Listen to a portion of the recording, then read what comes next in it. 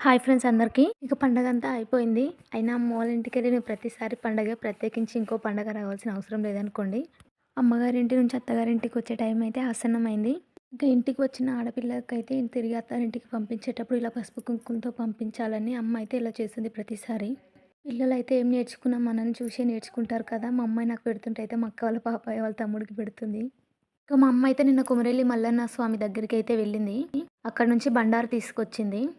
ఆ బండారైతే ఇంటి ఆడపడుచు తీసుకెళ్తే మంచిదని చెప్పేసి ఎళ్తున్నామని మా అమ్మ మాకు తీసుకెళ్ళమని చెప్పింది. మనంతట మనమే మన చేతికి ఎంత వస్తే అంత కొంచెం తీసుకొని వచ్చేయాలంట. నేనైతే తీసుకున్నా. మా అమ్మ నాకైతే దాంతో పాటు గాజులు, అలాగే ప్రసాదం కూడా ఇచ్చింది. నేను చేయితో తీసుకుంటే మా అక్క అయితే చున్నీ పట్టుకో, చున్నీలే తీసుకో అని చెప్పింది. ఇక నేనైతే తీసుకొని బయలుదేరిపోతున్నాము.